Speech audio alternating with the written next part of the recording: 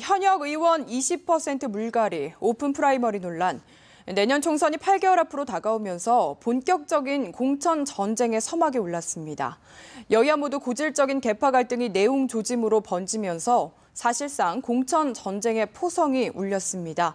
강영도의 여의도 족집게입니다.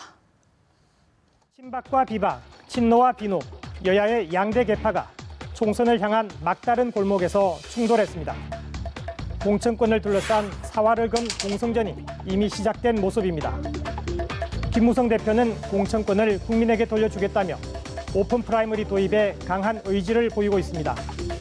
1년 전 당권을 거머쥐었을 때부터 공천권을 내려놓겠다고 했고 그 결과 새누리당은 지난 4월 오픈 프라이머리를 만장일치 당론으로 채택했습니다. 그러나 총선 시즌이 본격화하자 친박계에서 반기를 들었습니다. 실현 가능성이 낮다, 시기상조다라며 회의론에 불을 지피기 시작한 겁니다. 결국 당 공식 회의석상에서 파열음이 터졌습니다. 비박계 중진인 정병국 의원이 포문을 열었습니다. 우리가 모두가 동의한 제도를 현실에 적용하기 어렵다고 해서 반대해서는 안 됩니다. 자신의 이익을 위해서 국민을 속이면 안 됩니다. 공정한 공천이 이루어져야 한다는 점에 있어서는 모두 다 동의하고 있습니다. 원칙은 정해져 있습니다. 그러자 박근혜 대통령의 복심인 이정현 최고위원이 바로 반격에 나섭니다.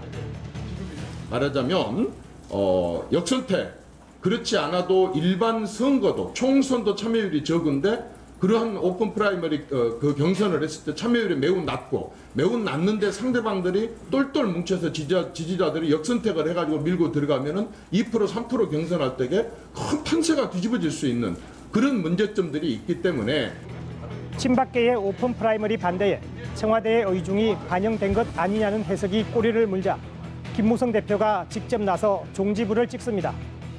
그러니까 이 오픈 프라이머리를 자꾸 흔들리는 세력들이 자꾸 이 말을 만들어내는 모양인데 저는 정치 생명을 걸고 오픈 프라이머리를 관철시킵니다. 이것이 우리 정치 개혁의 결정판입니다. 국민 70%가 지지하고 있는 것을 왜 제가 이걸 포기를 합니까? 그러나 지금까지는 견제구 수준이지만 시간이 흐를수록 양측 간에는 강속구가 오갈 것입니다. 새정치연합은 이미 총선 화약고에 내관이 터졌습니다.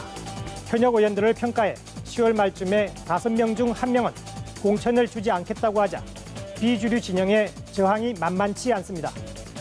당권제민혁신위원회는 국회의원을 포함한 선출직 공직자에 대한 공정하고 투명한 평가를 통해 국민의 참 일꾼과 기득권 정치인을 엄정히 구분코자 합니다.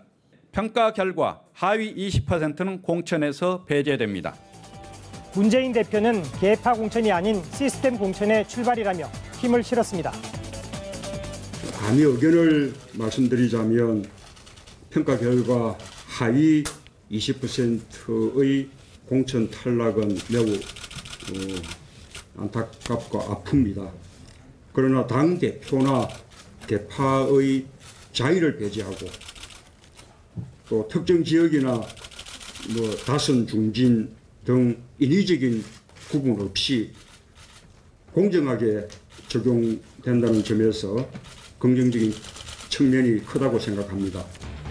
당 혁신위가 물갈이 대상을 구체적으로 적시하고 나서자 탈당과 신당 창당 움직임으로 어수선한 호남 지역 의원과 비주류 측에서 거세게 반발했습니다. 전남 지역 의원들은 심야에 만나 혁신안이 미칠 파장을 심각하게 고민했습니다. 평가의 공정성과 객관성에 문제가 있다는 건데 한마디로 친노가 공천 칼자루를 쥐게 될 것이라는 게 호남과 비주류측 의원들의 판단입니다. 특정 계파의 줄 세우기로 저는 이어질 수밖에 없는 그런 상황이고요. 결국 자기들만의 그런 패거리를 위한 패권 정치를 하겠다는 그런 의도가 숨어져 있지 않은가 하는 의혹이 강하게 제기되고 있는 겁니다. 새누리당은 지난 18대와 19대 총선에서 승리했지만 그 과정에서 공천 학살로 불릴 만큼 피비린내 나는 계파 전쟁을 치렀습니다. 반면 새정치연합은 고질적인 계파 나눠먹기, 밀실공천 등 공천 실패로 말미암아 총선 때마다 무릎을 꿇었습니다. 내가 하면 로맨스, 남이 하면 불륜이라는 우스개가 있는데 정치권도 그런가 봅니다. 칼자루를 쥔 주류의 눈에는 공천혁명인데 칼끝을 쥔 비주류에게는 공천학살인가 봅니다. 총선 공천을 둘러싸고 여의도 정가에는 전운이 짙어지고 있습니다. 강영두의 여의도 족집게였습니다.